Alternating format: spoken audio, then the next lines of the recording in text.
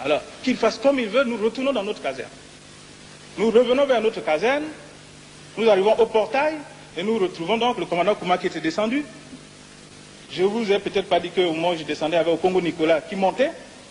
Donc il redescend aussi vers le portail, et nous restons tous là à attendre. On ne savait pas trop bien que faire. À ce moment-là arrive Mbia. À ce moment-là arrive Mossi Posso, il est ici, le colonel. Quelques temps après, arrive le général Ngolo.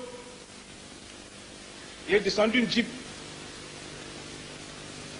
Je crois qu'il avait un casque, je ne me souviens plus très bien, mais enfin lui il sait. Alors, arrive également Okemba. Et il y a un conciliabule entre eux, moi je ne faisais pas attention. Et Ngolo vient me prendre par le bras, par la main droite.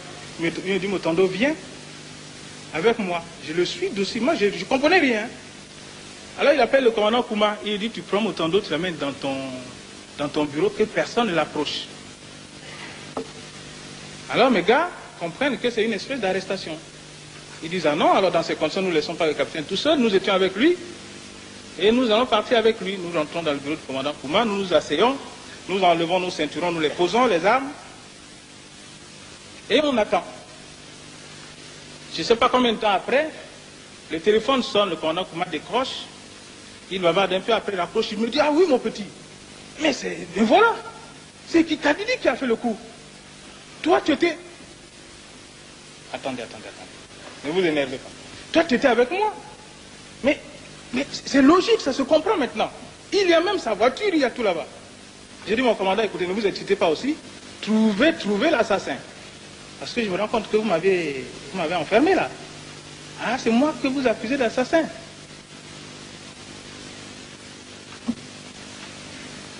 Alors nous sommes restés là, comme ça, à attendre de nouvelles informations. Jusqu'au moment où j'ai décidé de prendre le téléphone, d'appeler mon cousin Bathias Molombe, le directeur général de la Voix de la Révolution, et de lui dire.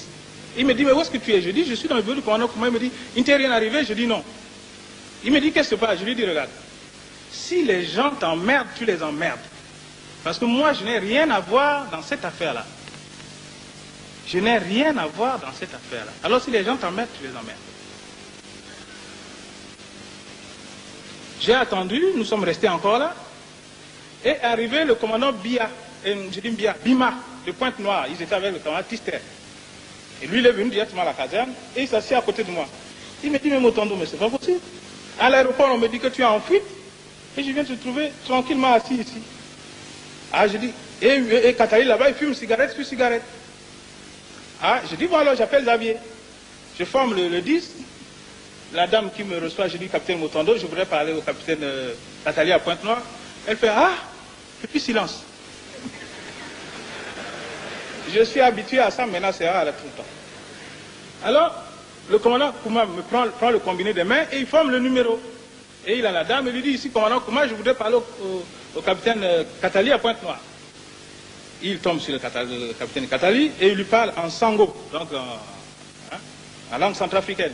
Et il lui dit, bon, mais écoute, répétez avec moi ici, ce n'est pas lui, il n'a rien à voir là-dedans, c'est Kikadidi, ne t'inquiète pas. Il dit, non, passe-moi Yves. Je veux l'entendre lui-même. Et je me donne le combiné, il me dit, comment tu vas? Je dis, je vais bien. Il me dit, mais quoi cette affaire? Je dis, écoute, ne t'inquiète pas pour moi, je n'ai rien à y voir, c'est pas moi qui vais tuer Ngwabi. Il dit, ah bon, maintenant je suis d'accord, j'ai compris. Et je lui dis, bon, tu as averti mon frère, parce qu'il est là, mon frère Philippe, il était à Pointe-Noire. Je lui dis, tu vas avertir Philippe, parce que je connais dans ce pays, les gens, quand ils sauront que c'est Motondo, ils vont réagir contre ma famille. C'est comme ça que ça se passe dans ce pays. J'ai dit, tu as averti tous les Liqualiens à Pointe-Noire. Et c'est comme ça. Alors, mais c'est comme ça ce pays.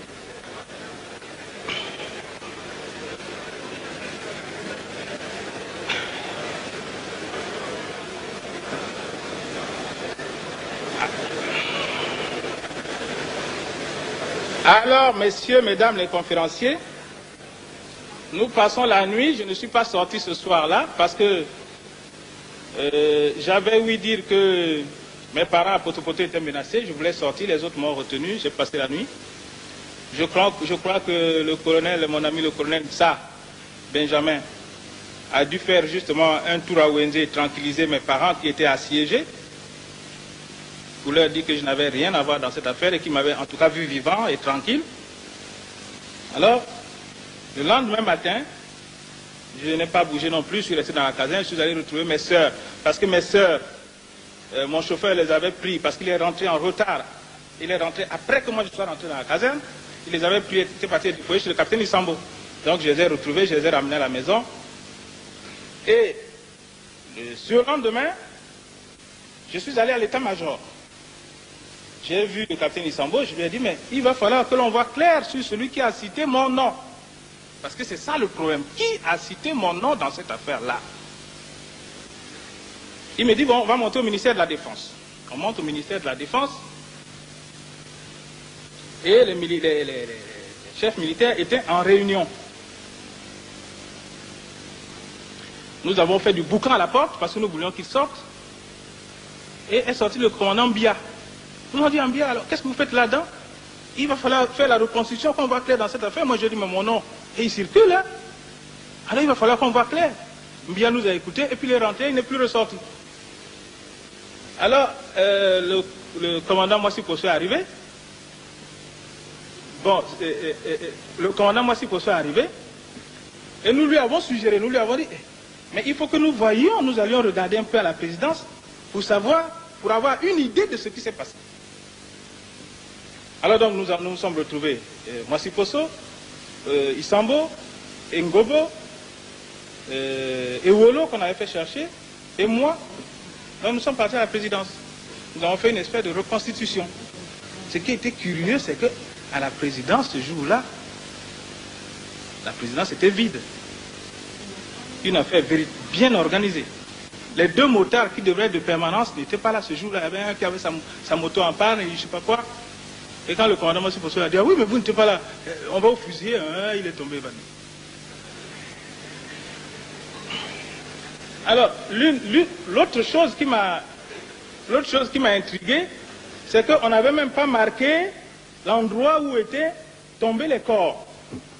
J'ai dit, mais comment ça? Et puis après, on demande à Ewolo d'apporter les armes, il les apporte toutes comme ça dans les mains. Moi, j'ai dit, mais c'est pas vrai. Ces armes qui sont des pièces à conviction sur lesquelles on doit faire des analyses. Et puis on les tient comme ça. Bon. Alors on décide, entre autres choses, hein, parce qu'on a marché, on a regardé, etc., etc. On décide d'écouter Okamba et Ontu.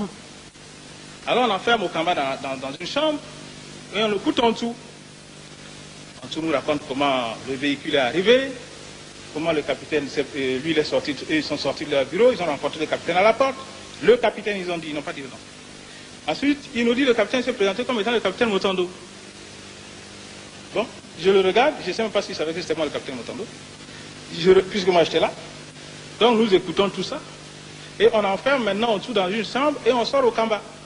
Okamba nous dit, il ne s'était pas présenté.